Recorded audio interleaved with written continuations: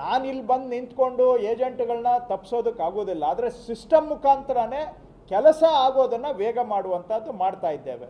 Next ನೀವು ಹೇಳ್ತಾ ಇರೋದು ಸಬ್ ರಿಜಿಸ್ಟ್ರಾರ್ ಕಚೇರಿಯಲ್ಲಿ ಅಂಥ ಕಡೆ ಇವರು ಜನಗಳಿಂದ ಭಾಳ ದೂರಿದೆ, ಏಜೆಂಟ್ಗಳ ಒಂದು ಪ್ರಭಾವ ಜಾಸ್ತಿ ಇದೆ ಅಂಥೇಳಿ ಈಗ ಇನ್ನೊಂದು ಈ ತಿಂಗಳಲ್ಲೇ ಕೆಲವು ಬದಲಾವಣೆಗಳನ್ನು ಸಬ್ ರಿಜಿಸ್ಟ್ರಾರ್ ಕಚೇರಿಗಳಲ್ಲೂ ಕೂಡ ನಾವು ತರ್ತಾ ಇದ್ದೇವೆ.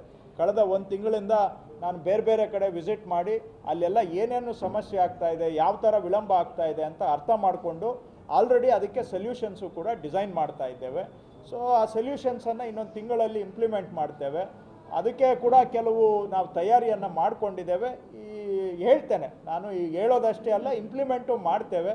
ಅಲ್ಲೂ ಕೂಡ ಮುಖ್ಯಮಂತ್ರಿಗಳು ನನಗೆ ಸೂಚನೆ ಕೊಟ್ಟಿದ್ದಾರೆ, ಸಬ್ ರಿಜಿಸ್ಟ್ರಾರ್ ಕಚೇರಿಗಳಲ್ಲಿ ಏಜೆಂಟ್ ಹಾವಳಿ ಭಾಳ ಇದೆ.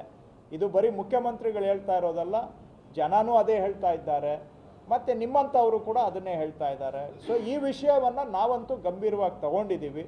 ಅದಕ್ಕೆ ಸಿಸ್ಟಮ್ ಒಳಗಡೆನೆ, ವ್ಯವಸ್ಥೆ ಒಳಗಡೆನೆ ಪರಿಹಾರ ಕ್ರಮಗಳನ್ನು ತಗೊಂಡು ಬರ್ತಾ ಇದ್ದೀವಿ.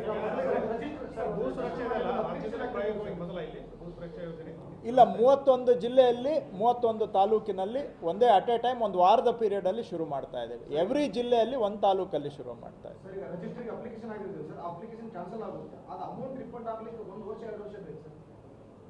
ಆ ರೀತಿ ಆಗಬಾರ್ದು. ನಾನು ಅಟೆಂಡ್ ಮಾಡ್ತೇನೆ, ನಾನು ಸೆಟ್ರೈಟ್ ಮಾಡ್ತೇನೆ.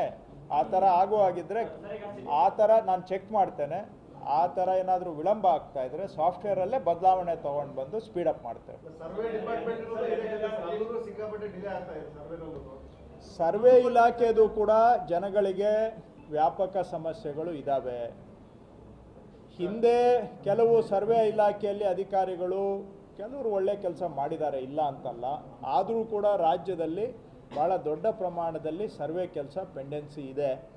ಅದಕ್ಕಾಗಿ ಇವತ್ತು 2 ಪರಿಹಾರ ಕ್ರಮಗಳನ್ನು ನಾವು ಆಲ್ರೆಡಿ ಅನುಷ್ಠಾನ ಮಾಡ್ತಾ ಇದ್ದೇವೆ. ಒಂದು, ಸರ್ವೆ ಇಲಾಖೆಯಲ್ಲಿ ಅವರಿಗೆ ಹೊಸ